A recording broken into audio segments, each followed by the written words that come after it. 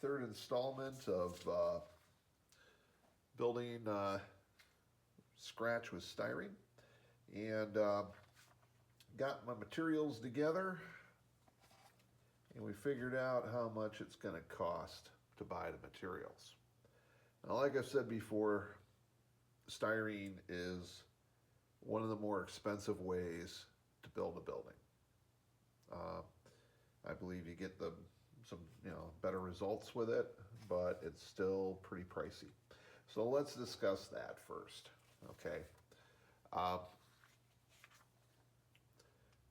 added everything up that you would need to build this building. Now we're going to build a real simple building.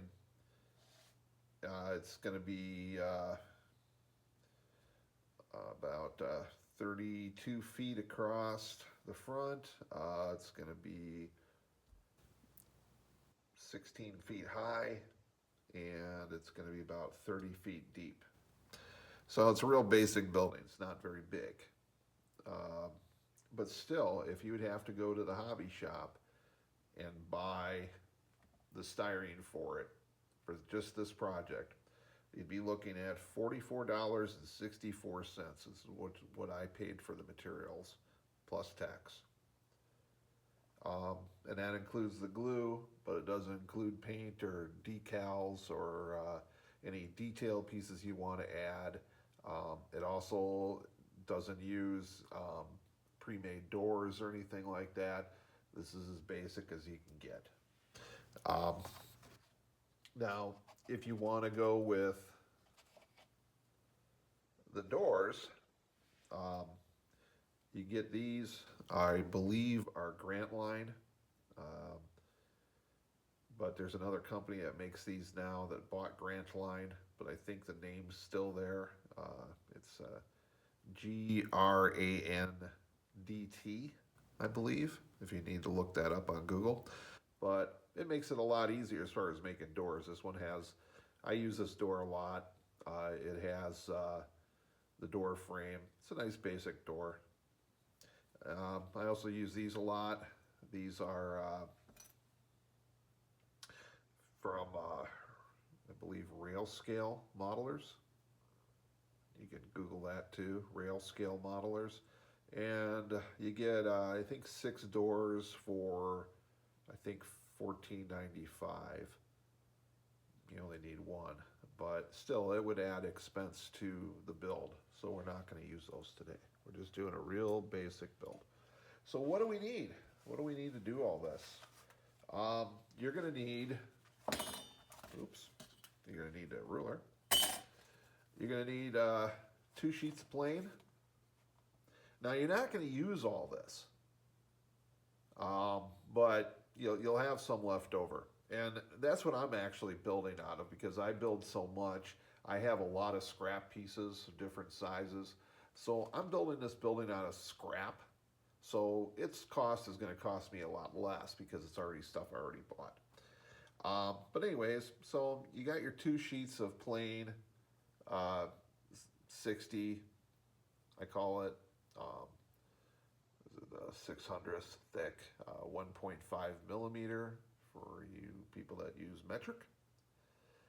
And these are $4.85 for each sheet. And the clear is about the same. You won't even need hardly any clear. Now, if you want to go cheap on the clear, grab a package like a Hot Wheel package or something like that, or something like this, and you can cut that out. I mean, it's not the most optically clear, but it'll do for a window. So then you save yourself $5 there. But you're going to have stuff left over. So you're going to need 2 sheets of plain, package of clear. Now we're going to do a garage door, and we're going to do it with a corrugated piece. So we're going to need some V-groove, which is $6.95. You're going to need a piece of the tile, the 3/16 inch tile. That's going to be another, probably $7. Might even be more because I've seen it a little more expensive last time I went to the store. So you're going to need this.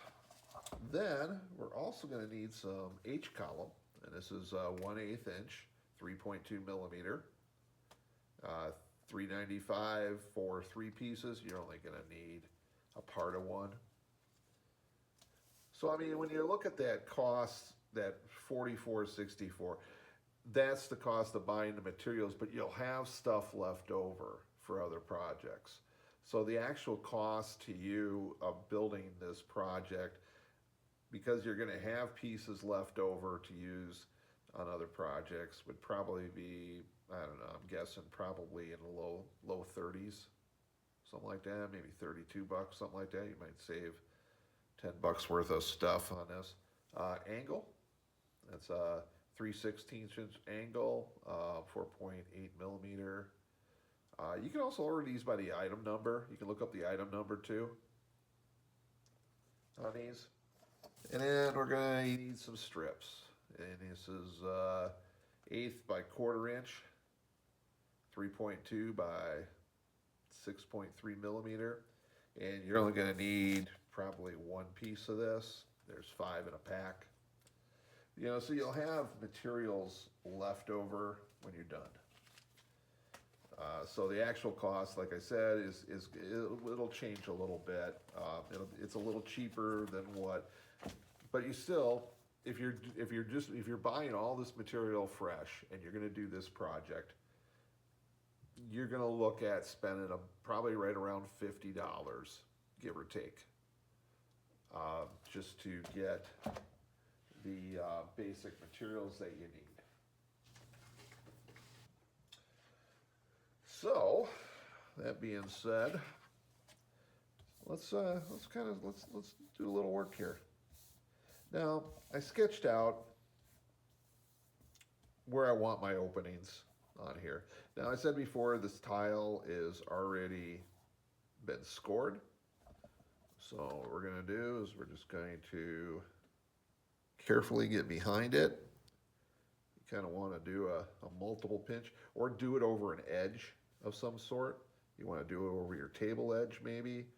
You can do it that way. Now go part of the way. Don't snap it all the way off at this point. You just want to go back. You're going to be on a hinge. There you go. Voila. And we're going to do the same thing here. Be very careful, because if you're not careful, you're going to break it into a different part where you're going to, not want it. So we're just going to carefully keep my fingers underneath.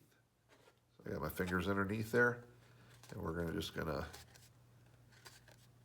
pull that apart a little bit like that. You hear that click? And boom. That's a lot easier than doing it the other way. And we're going to carefully, run the blade. Now I'm using the back of this blade. This is the broken blade. And we're going to use this to score. Oops, see, I already wandered off there. I don't know if you guys saw that, but all of a sudden it went. So now you just have to be really careful with this, because it will walk on you. And I'm going slow. I'm going slower than I would normally at work, because I'm talking and it's kind of like chewing bubble gum and walking for me. So we're just gonna open that one up, clear my blade off a little bit. Run down this one.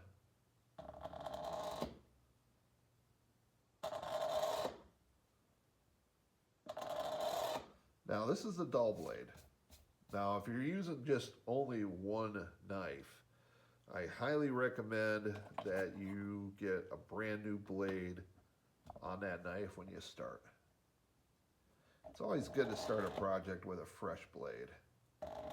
Or if you re-hone your blades, oh, I'm sorry, I didn't mean to show you that. That's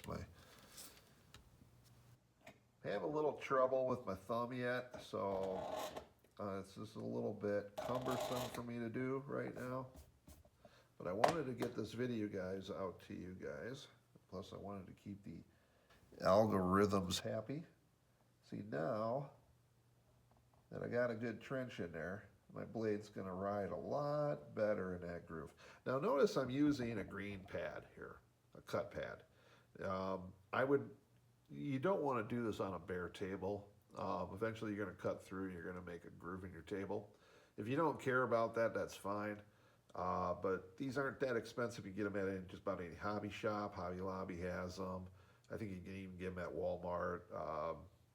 Any kind of craft stores would have them. They're pretty common. Or you can always grab your cutting board out of your kitchen. You can use that. Just don't let the wife know. She may not like it. So we're just going to liberate that line here.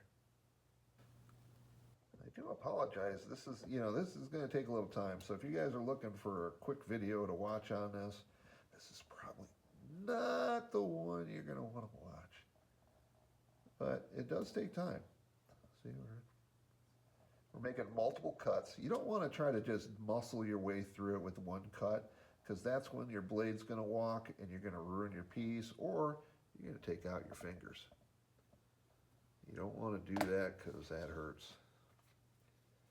So we got that freed up there, that one freed up. So now we're going to break it off just like we did with the others. We got the next one here to do. This is the walk-through door. Now, I just went 7 feet high, 3 feet across, which is a good size for a commercial door. And I believe I went 12 by 10 on this. I think it's important to be accurate when you're doing the doors. Doors is one of the things that's going to give away whether or not you're really true to scale. Your building can be perfectly proportioned otherwise. You can have your heights right, your widths right, everything look perfect, but then you can mess it up by not using a proper sized door. And either your doors are too big, too small, or too wide. You could definitely ruin a lot of good work. So I always try to get as close as in actual size, as far as proportional scale size, I should say, as possible. All right, now we're going to come back in with the Sharpie, the sharp blade. You don't want to hurry this.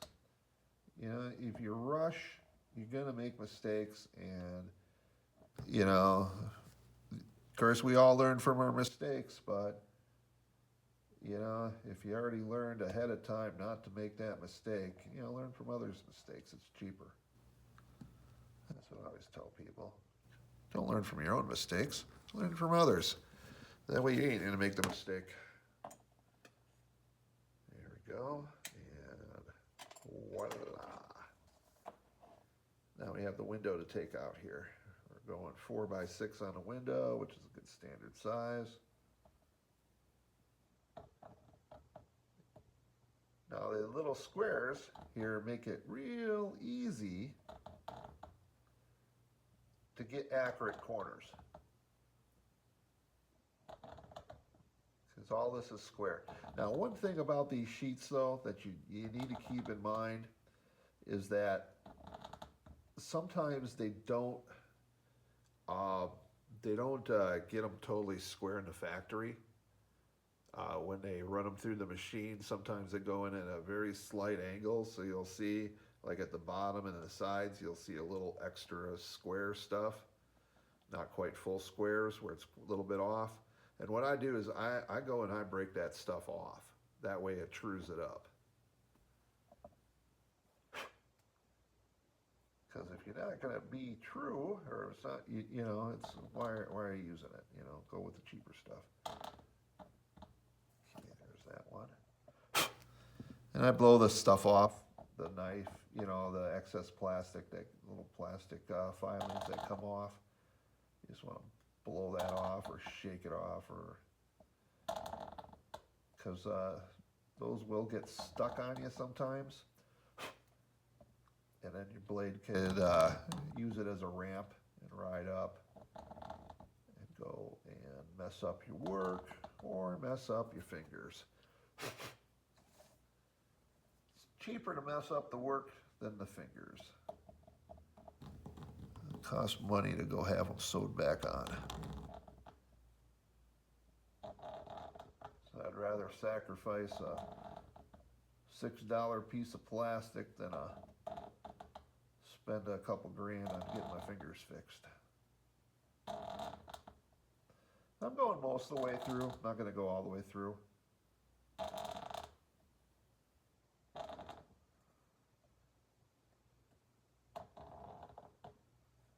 Just going very careful, working corner to corner.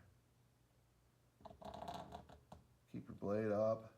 Keep good pressure on it, but not too much pressure. You know, you're just scraping. You know, you'll know if you're pulling up some pieces of plastic like this. You're doing the right job. So we got that almost all the way through. So now we're going to go in with the sharp blade, because we want this to be nice and accurate.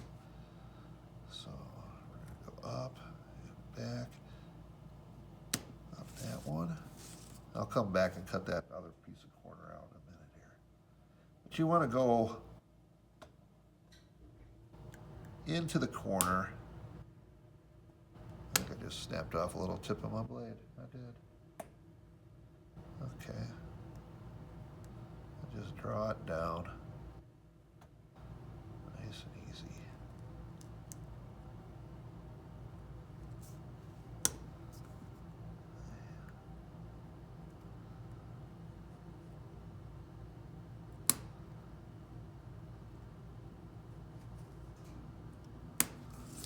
Come back and choose this corner out here.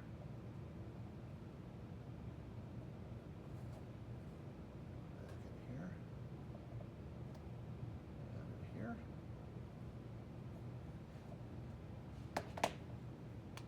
There we go. And just snap it off. There we go. Now this is where sanding sticks come into play a little bit, because you just want to get that file nice and flat there. You're going to have, a lot of times you'll have a little extra here on the edges, you know, just a little, true with a blade even, get in the corners a little bit.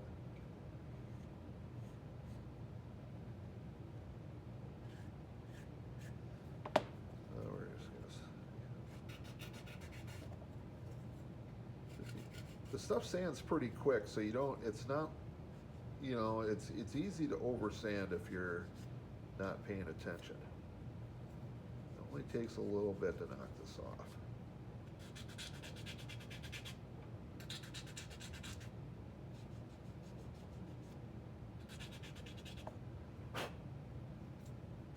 Let's see. Ooh, there we go, perfect.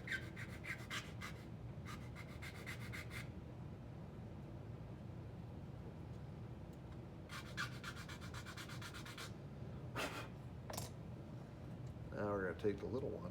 So these are all the sticks that I made the other day for that first video. Just knocking the rough edges off the plastic. Because this is when you're going to want to do this.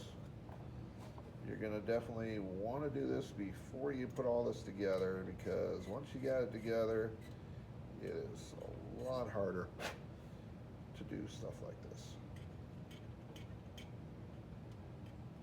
I'm just picking out the corners.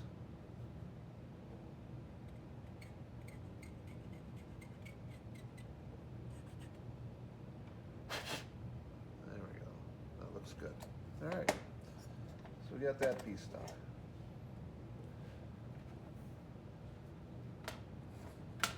This is the piece I'm going to use.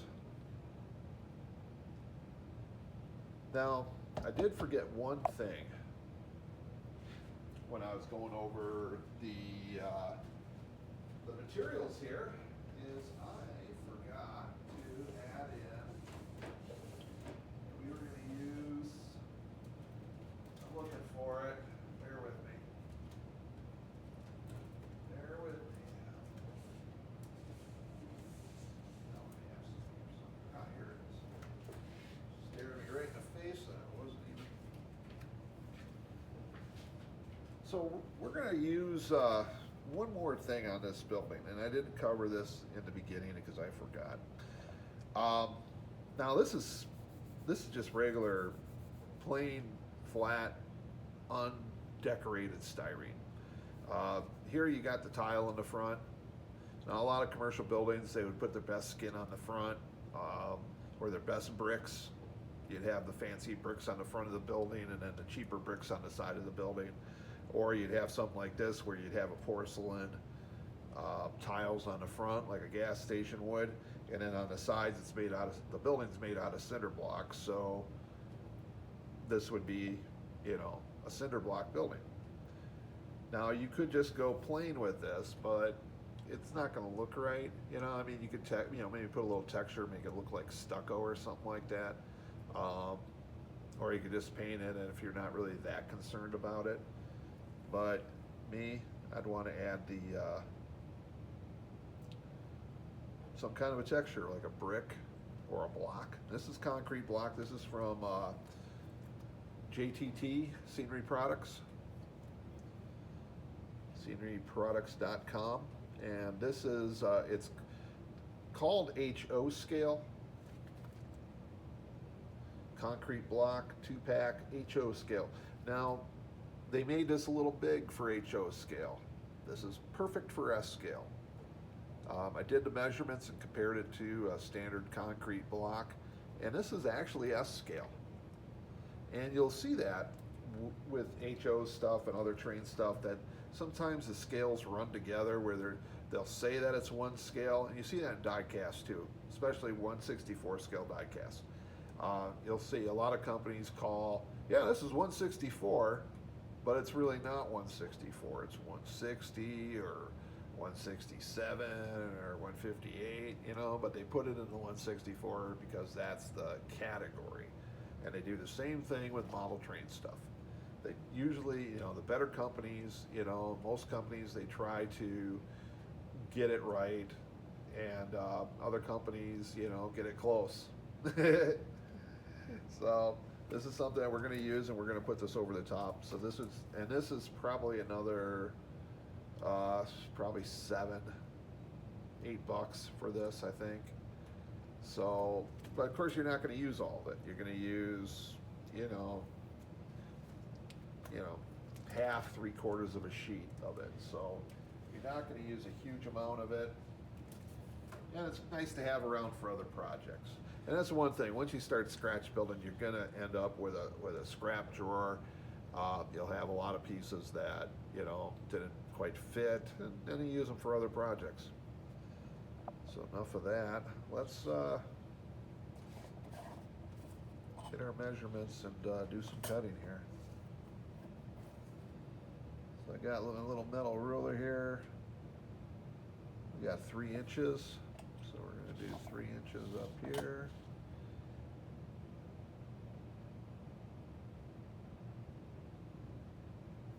Now this has got a weird edge on it.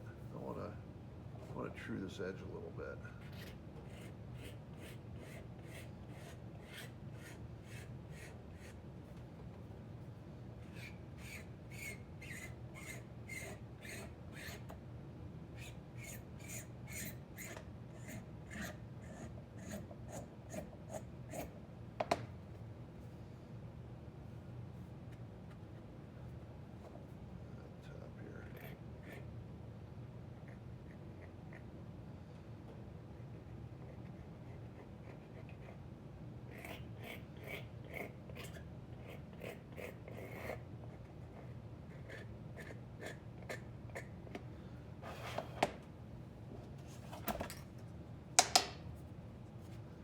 big stick. I like to shave it off first if there's a lot of uneven plastic. I like to take the blade and shave that off as much as possible. That way you're not sanding as much, because you really don't want to get a lot of this microfiber up in the air, or microplastic in the air. You're going to end up breathing it in. That's not good. So the bigger the pieces that you break off of it, the better you are.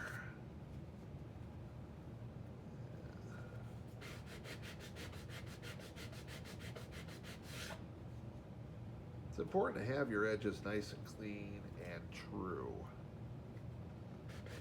because when you're putting this together, you want your corners to stay square.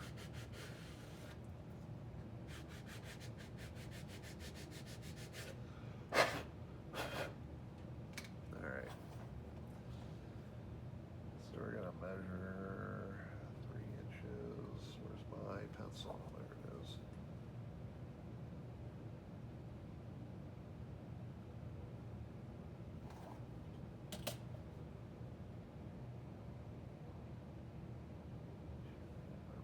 Rude here.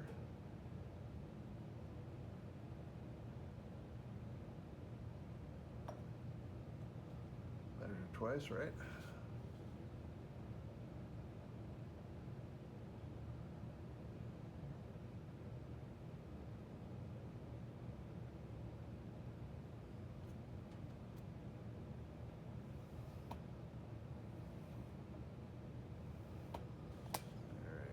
So these are going to be my side walls. Now,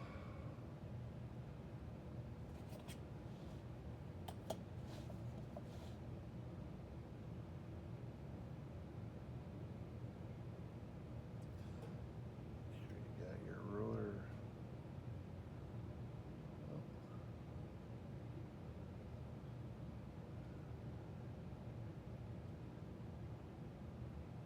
Messing around a little bit with it. So we're gonna nice and easy across here.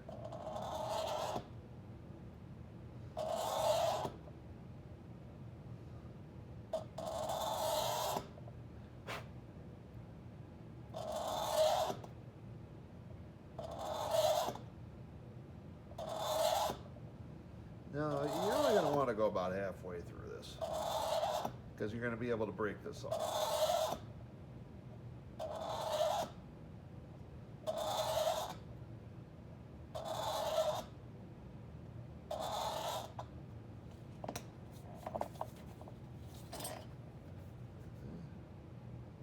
And we're going to go for the back. See, it's on the hinge, right? Snapperoonie. So, a little bit of an edge there. You're never supposed to cut towards yourself, okay? Just a little safety announcement. And I'm actually drawing the work more away from me than the knife. Across the work here.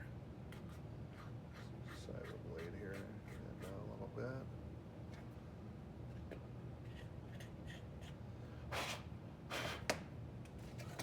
Do a little sanding. I'm not going to put any doors or windows on the side. We're not going to overcomplicate this build. This is going to be real simple, real straightforward, quick little build here.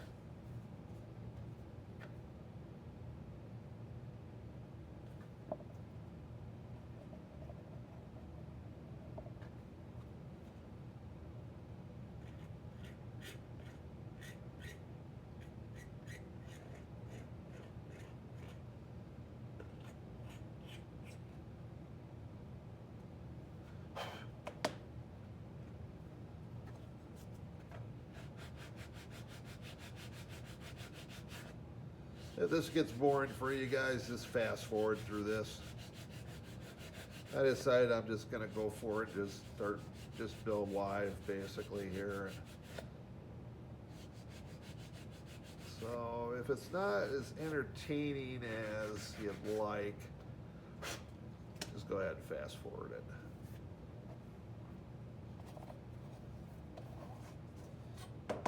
Because it does take time. You know, if you want to do a job right, doing a job right takes time. You know, you can ham fist it, do it quickly and, you know, not care, but it's going to show in your results. And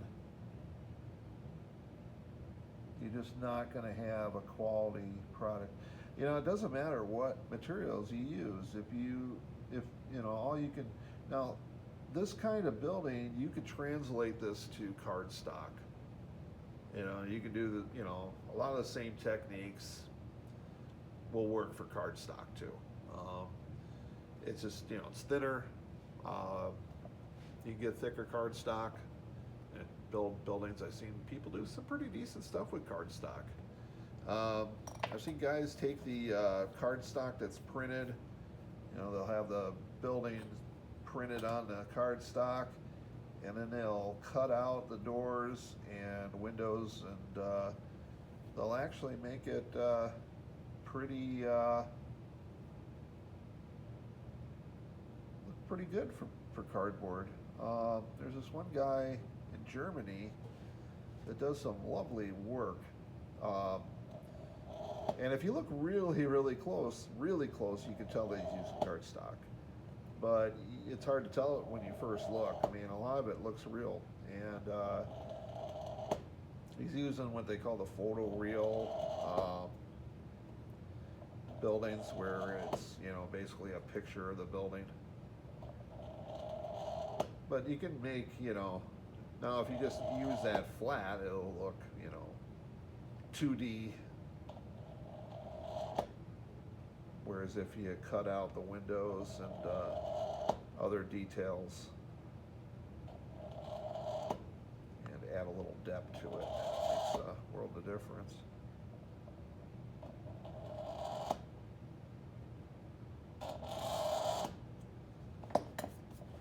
Let's see how far am I through this. Go for it.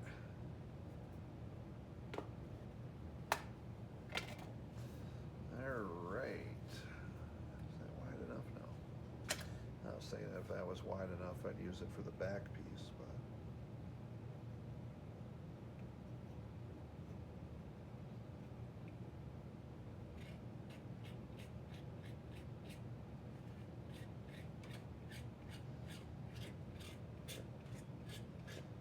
I don't know if what I'm showing you is like the standard of building or whatever. This is just how I've learned how to build.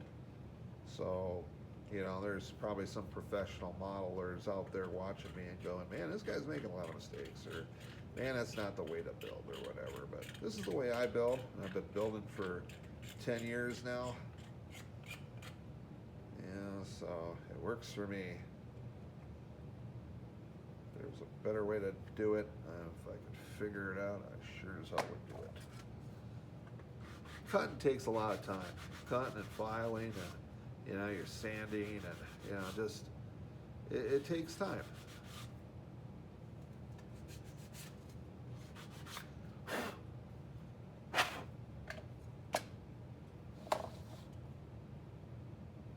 Ooh, slightly off. Not so much on that side. Can I live with it? Yeah. It's just a hair off.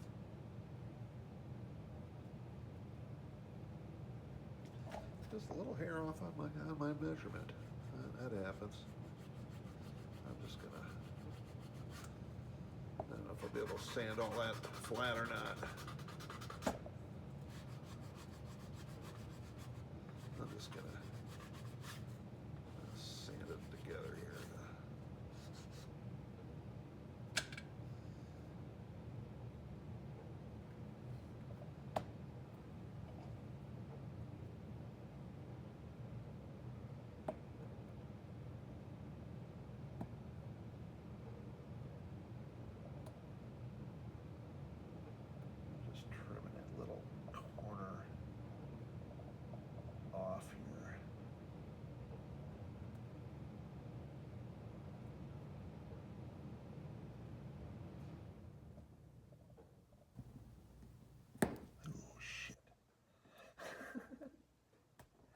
Yeah, see, so now I kind of buggered it a little bit, didn't I? I was trying to cut the one piece off, and I ended up trimming off a little bit of the other. That's all right though. You know, this will be towards the back of the building, so it really ain't gonna matter much. That's another thing too. You know, you're gonna make mistakes. Yeah, I make mistakes on every single build I do. I make a mistake somewhere. But it's how you cover up your mistakes is the main thing. You know, that's one thing I learned from working with food for. I used to be a professional cook. I'm culinary trained. One thing you learn is usually with cooking, a lot of times you can fix your mistakes. And same with styrene, same with building this stuff. You know, if you make a mistake, sometimes you can live with it. You know, it's not that noticeable, and a lot of mistakes you make are noticeable only to you. And that, so. All right, so we got our side walls done. We're gonna have to do a front support wall here.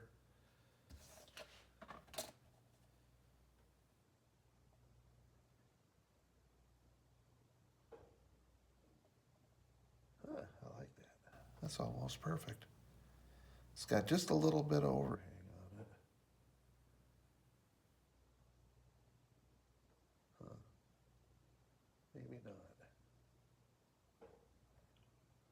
Huh.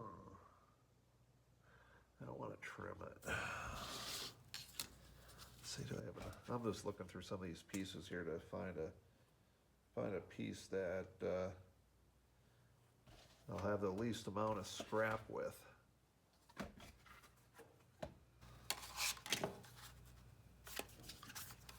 Just a little thinner.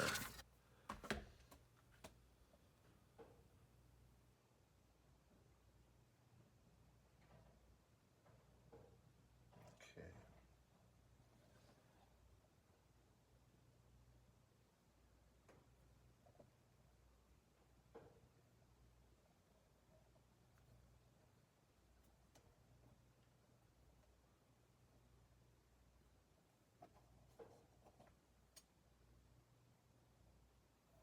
Just gonna run my blade up just a little bit on that.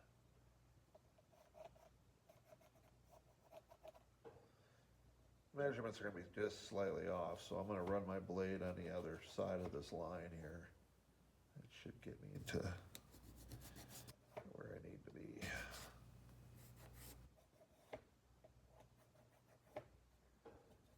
I'm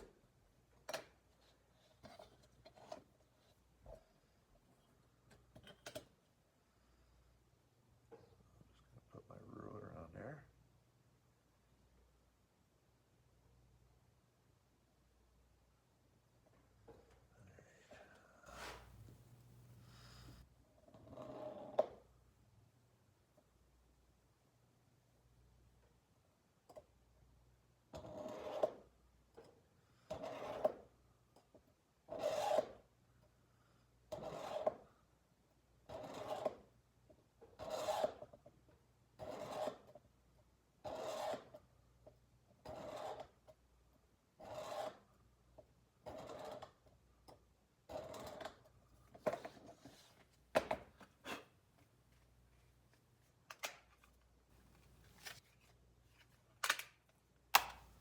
A little rough on that one.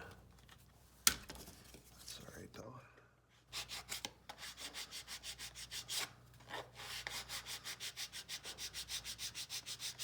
A little sanding.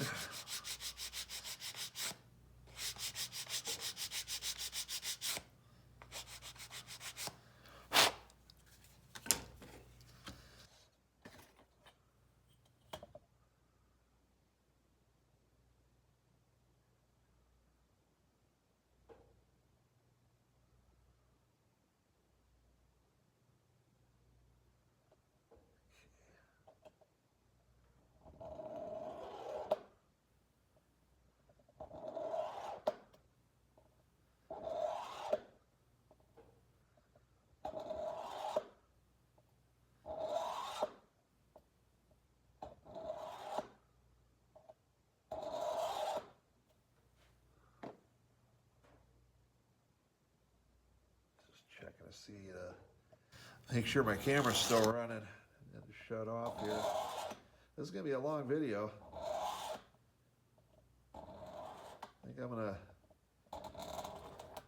finish cutting these walls up, and then I think we're gonna go to the next video. Or I'll do that as a separate video because we're coming up on almost 45 minutes right now. Did not cut this far enough.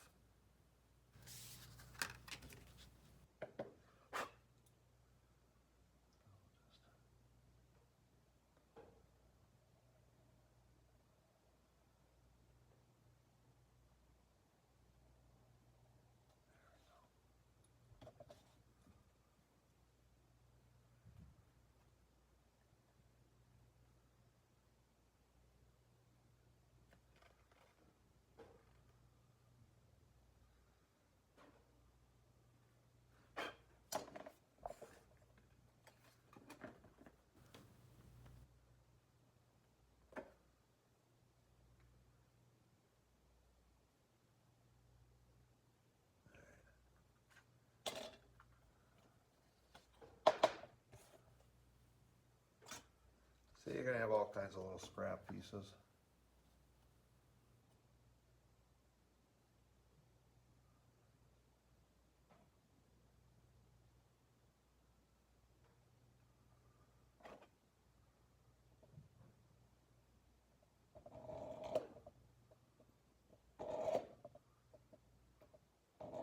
You want to hang on to that ruler tight.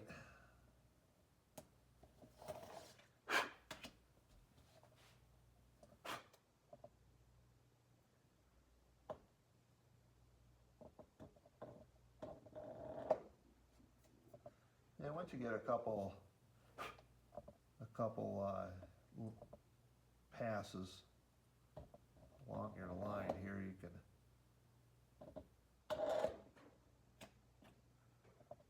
give up the ruler if you want.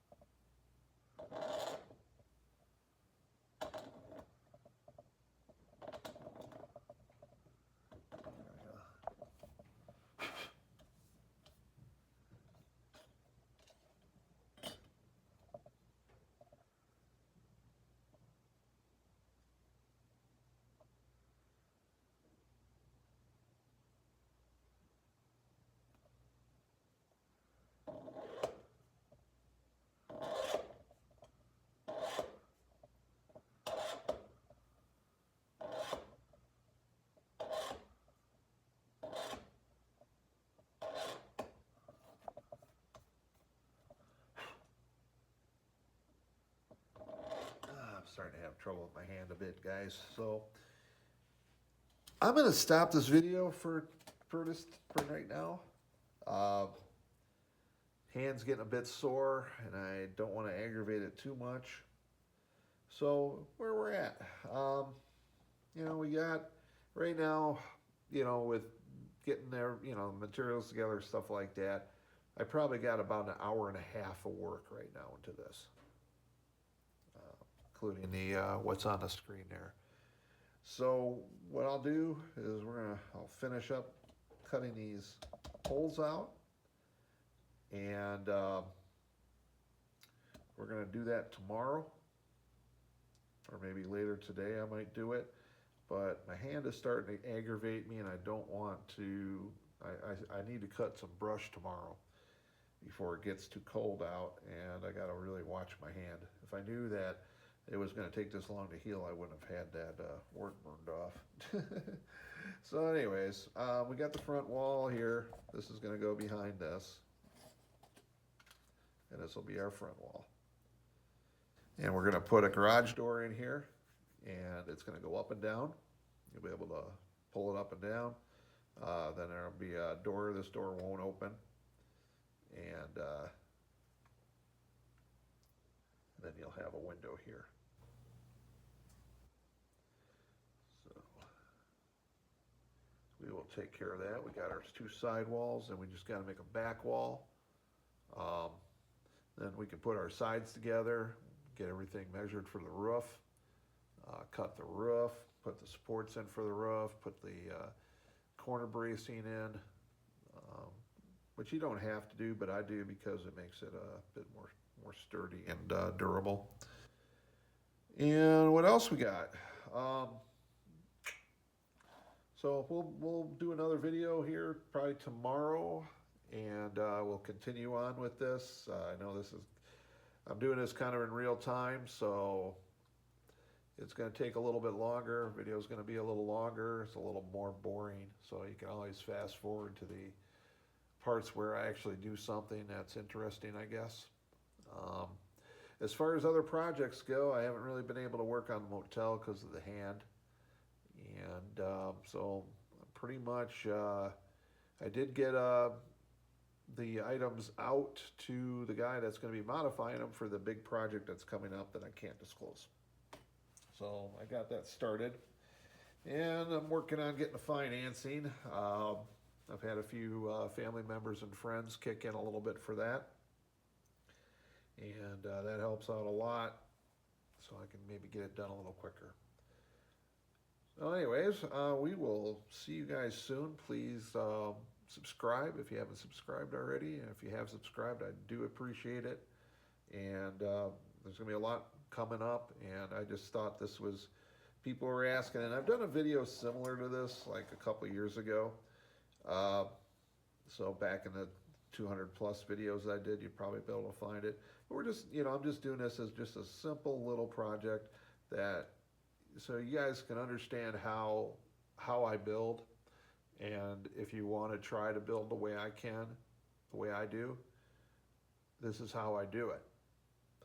It does take a little time, and it's a little more expensive, but I think the results are a lot better. I haven't really seen 3D printing I use a lot of 3D printing. I don't have a 3D printer, but as you guys know, I have people that do.